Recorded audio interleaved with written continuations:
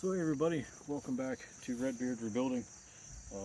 Obviously you are back here at the shed, and I'm kind of gonna try and make this, it's the start of one video but kind of a second video at the same time.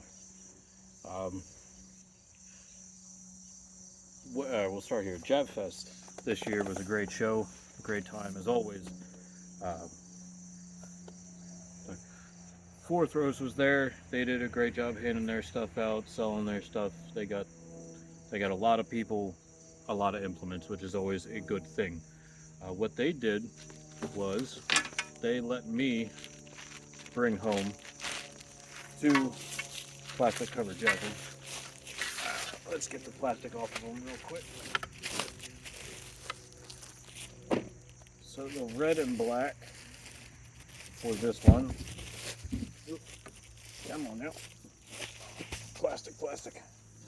So the red one, red and black in my hand here. Let's see where the stickers is a 60 meter. Yes, a 60 meter 800 gram that they call the competition. The white and black that I have here is their elite or their 70 meter. So that is that one there. They gave me these 2 javs to make videos about and to talk about. Now, this is where the second video comes into play. So where you get the twofer. There is an issue I have right off the back with these 2 javs or their javelins in general. The only spot on here that says anything about certifications is right here. This is not a certification. This just says that they follow the rules and it meets world standard specifications and NFHS specs. Now, I'm making this video about that particular spot, not necessarily because of 4throws, but because of an issue I have kind of worldwide for myself, for Ron Johnson, Eric Friedman with Spearworks, and I know Jeff Gorski, I don't think he really does any more rebuilds anymore, but if he does, it goes to him too. Any javelin that is redone, whether it's just a regrip or if it's the whole thing where, just like I do, I go through, repaint it, rebuild it, do everything. Once that happens, once even just the grip, that can be removed. Once that happens, that javelin is no longer world certified, which, if I grab this Nordic here that I'm working on, it is that. The World Athletics Certification product, that sticker. Now they have theirs integrated into their full logo. The Namath here that I have, which is an 80 meter, they just have an individual sticker on it. That one right there. So, because of that sticker, this javelin right now can go all around the world and do anything. Can be used anywhere, it doesn't really matter. They'll take it automatically and ready to go. Now, if I would show up at an international meet with this javelin, which is a Namath, a 80, 90, one of those 2. This is one I did for somebody. There's my sticker, obviously. And red, white, and blue, you probably saw me do this one. I just have it back in my hands to play around with. And we're going to redo it on another video. This javelin cannot be used in just about anywhere when you would go outside of the United States, which is an issue to me and to obviously anybody that would have a javelin rebuilt by me, because I ran into the problem. They ran into the problem. Um, I know the video is up, at least on my Instagram and my Facebook, where I redid a Valhalla medium, I believe, for a female thrower who went to the World College meet. I forget what the actual name of the meet was, but she took the javelin that I did to the specs of that, to her coach, who was very particular on weight, on diameters, on colors, on the whole 9 yards. He was very particular, and I met every particular. But when she showed up, they wouldn't touch it because it didn't have that sticker. Now, I'm also being told by certain individuals that they might not even look at it if it had the sticker, but it looked like this, because it does not match up with the Namath paint code. They know, if I would have a sticker made like this for myself and throw it on here, they still won't. They still know well enough that that this has been redone, and they won't even bother with it overseas, which annoys the crap out of me. I even talked to the people of uh, the World Athletics certification people, and they said they cannot certify a rebuilt javelin, even if they can't even make me a certified builder. Let's put it that way. They can't do that either, which I can't even explain how frustrating that is.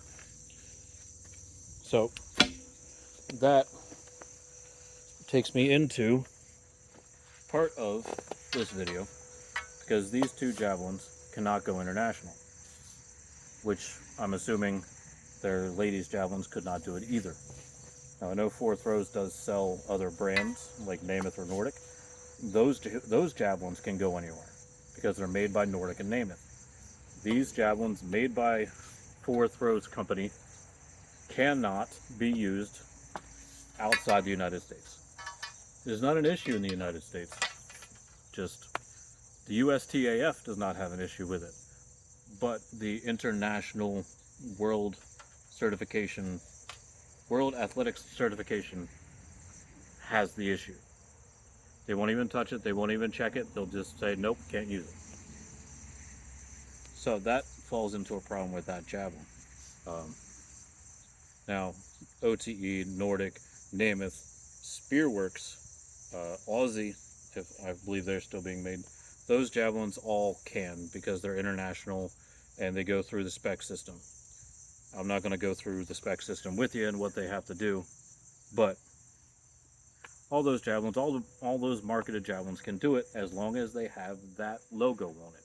If they do not have that logo on it, you're out of luck. Doesn't matter. Like I said, it doesn't matter if you're just getting a grip changed out by me or Ron. They probably won't. If they realize what they're expecting, they might not even play with that, even if it's just a grip, which sucks because these things are expensive. Now, the expensive part of it is what takes me into possibly a third part of this video. Well, I did want to show you something before I get into that. If you still have an older javelin that has all of its logos on it, you do well at taking care of it and everything like that. You will have, let me get this in here. There we go, in frame. The IAAF logo. That is what the World Certification logo looked like before they changed. So if you still have that on there, and the original grip, that's a rock, that javelin is still good. Now, I said about it being an expensive situation for just having that problem with that sticker and getting something replaced.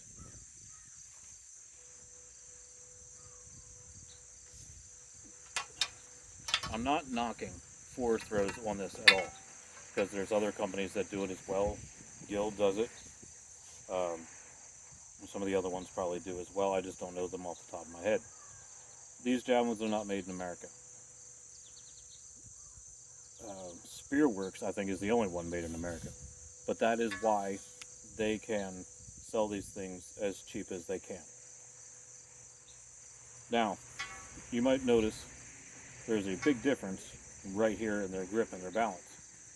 If I remember correctly, these were not made in the same factory. Now, just because one is a 70 and one is a 60, this should not matter here. This is an issue to me. When you go overseas and things like that, you are paying for what you get sometimes. So you're getting them cheaply made. They might not be paying attention to where they're putting the grips as much, or they might not be using the better aluminum that they could. So that's why you're getting them cheaper. That is not knocking this javelin, because there's so many of us, even like myself, we're not professionals. 90% of javelin throwers are not professionals. 90% of javelin throwers do not need an 80-meter Nemeth or a medium Valhalla. We just need a javelin from 4throws, or in its day, a Legend. Or if you're buying from me with the MF catalog, we use Gil, who sells True Flights. And I'm not sure where the Apexes are made, but I know there are more expensive javelins, so there's probably more put into those. The True Flights are their bottom rung. They're cheaper, one of the two, where schools buy them, kind of like they do 4throws, or I can't remember the name, and I don't have my catalog out here. The cheaper javelins that MF sells. They're just as good for you to go out and chuck just for the fun of it. And if you're not going international, or you're not chucking at 220, 230 and above for men, you don't need this. Like I said, I'm making a whole lot of noise here. You don't need this. Would I rather throw this? Oh, absolutely, because this is a beautiful javelin. I love the Nemeth 80 meter. And when I competed collegiately and after, this was my favorite javelin to throw. Now, what I'm trying to say is, watch what you're buying. If you're getting it for cheap, think about why. Think about where it's being made. Think about what's going on. Why is it so cheap? And it's because it's probably made over in China, Japan, or one of those other countries where labor is cheap, metal is cheap, and they're probably not using the best qualities of things. So that's why you are getting the cheaper price, and you're not getting the best of things. Now, another thing I'd like to kind of add to this video is, if I take this is a much older Legend that in its day was made by OTE, and I believe was the best bang for your buck javelin ever made. Now, I'm serious on that. This was the best bang for your buck brand of javelin you could ever get. Now, if I take that 70, that's the 60, and I compare it to this 70, I take these out and throw it, you're going to get two different qualities. This flex is not going to be the same as this flex. The problem with that is, when it comes to the flex or the meter rating, there is not one specific rating that everybody goes by. And obviously, that's why we got flex and meters thrown in there. But if you would put it all into flex or all into meters and call these two the same, problem is this brand and this brand don't use the same materials, or the same grips, or the same heat treatments, or this, however. So this 70 and this 70 aren't just 70s. And that's why I wish I could go around with a truck with everybody's javelin in it and say, here, go throw it, go test it out, have fun with it. Bring it back. Tell me what you think. I would love to be able to do that. I think it would be great, and I think it would be fun. Sadly, that is a very expensive situation, and I can't. But if you are in the market for a javelin, whatever age you are, whatever brand, whatever javelin you throw, the 60, or excuse me, the 600, the 800, the 700, even the 400, if you go out and throw with the people that you throw with, it is absolutely legal for you to use anybody else's javelin in the meet. They cannot technically tell you no. That does not mean be a prick and just take it. Or if they're right in front of you, or if you are right in front of them, don't go and grab their jav. Because that means you're going to hold up the meet and you got to wait for it. So find the time, talk to the person that you want to try out their jav. In all legality, they have to let you use it, which in a way can be really bad, but it is legal. But when you go to somewhere like Jav Fest or another camp or something like that, and if you see a javelin that you want to play with and you want to use, or you're looking to buy, talk to them, talk to the coach, talk to somebody else, see if you can use it after the high school meet or the collegiate meet or something like that, where you can play with it, where you can try it out. That's the best way to find the jav you want and it best fits you. I can tell you to use a Nordic or a Nemeth or OTE, and it might just not throw for you. Years ago, when Planet came out with that fluorescent green one, I think Air Flyer, something along those lines, I bought one from Jeff Gorski, and I went and threw it. Everybody was all happy and loving it and everything else. I threw it, and I thought it threw like a wet duck or wet noodle, or it didn't fly. Anyway, it didn't work for me. Luckily, I'm in the position I'm in, and I could sell it, make my money back, and buy something else, or along those lines. And that's kind of what I did. Actually, I think I traded it, but either way, I was able to work that. You other throwers at home, you probably can't do that as well unless you already know somebody that wants it. So that is my advice to anybody. If you're at a meet, ask a coach or ask the other team, hey, can I borrow that jav? Hey, can I try out your jav? And myself, respectfully, I'm going to say, yes, here, go try it. As long as you're not interfering with my thrower, go for it. Have fun. Enjoy. I think I rambled on long enough about that. Now, we're going to jump specifically into the 4throws here. And we're going to make a couple different videos out of this, I think. We're not just going to make one because just time and everything like that. It is now 4:30 in the evening. I got kids inside that want to eat, as well as my wife. I also want to eat. So we're going to make a video about this and then post it. And then when I get the opportunity, we're going to do the other ones. So now, these two jabs. 60 meter, 70 meter. That means one is a little stiffer than the other.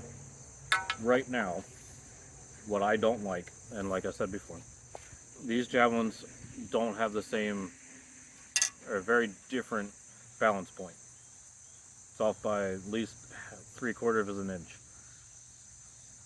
That worries me, that concerns me, I don't like it. Now, that also being said, I could probably go into an OTE closet, find 4 javelins that are the same and have them all off, and be off by a little bit to each other. But these are 2 brand new jabs, and I believe they told me when we were sitting around and talking. These two were probably made in 2 different factories, possibly by 2 different companies. If I look at their grips, they are not the same. Yes, they're black. That's all they have in common. This one here is a smidge thicker and is a little stiffer. This one is not. This, I don't like this. I don't like this grip at all. It is too squishy for me.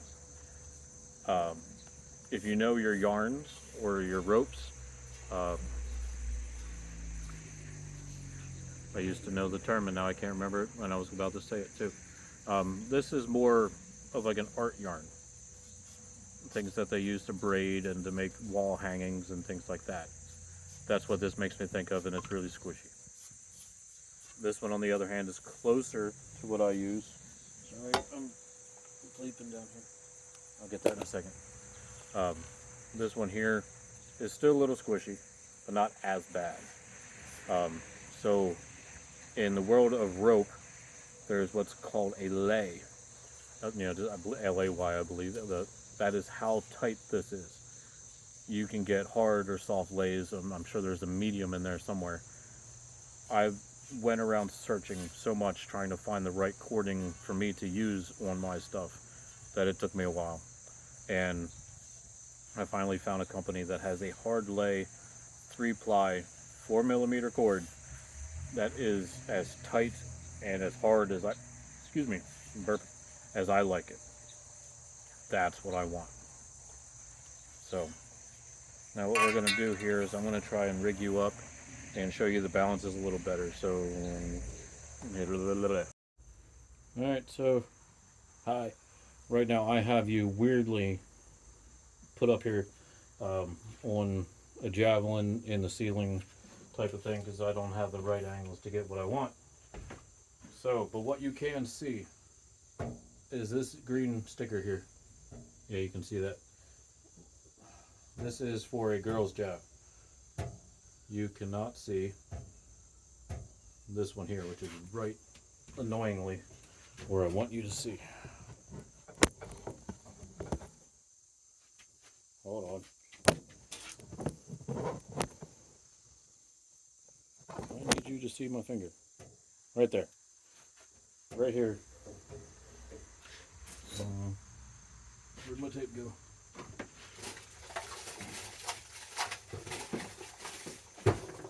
I use a yellow piece of tape.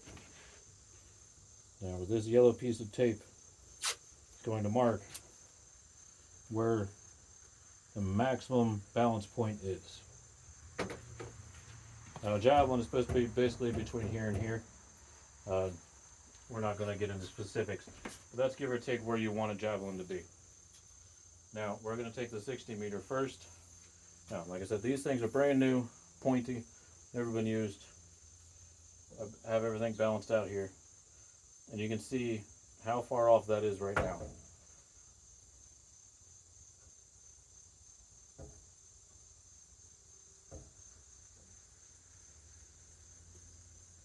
Now at that point, this is a 60 meter. It balances out where you want it to be. And by looking at the jav, I don't remember if you can see where I'm at. It is a smidge high on the grip than where you want it to be. Now, I'm not going to argue it, but it's not horrible. Now, if you take the 70 meter, lay it out. Okay, I made a mistake and I apologize. We're going to put the red one back on here. I made a mistake in what I was telling you just now. The very edge on this, on the far side closest to you, is where you want it to be. Its balance point is right at the front of the piece of tape, when I would rather it be closer to this far edge than where it is right now. If you remember in the beginning, I was telling you about how much difference there was between the 60 and the 70 on their balance point. So if you watch, I'll put the 70 meter up here. It floats before we get to that end and falls right where you want it to. So the balance point on their 70, which is what they consider their elite javelin, is where you would always want a javelin to be, whether it's a 60, a 70, a 50, 45 for ladies. You know, that's where you want it to be. Guys or girls, right at that point. Obviously, the girls is a different marker, but that's where you want it to be. So that's going to be an argument I have with the 60 meter. Um, now, like I said, what I'm going to do before I throw these jabs is I am, excuse the very close interactions. Let me get my javelin down here.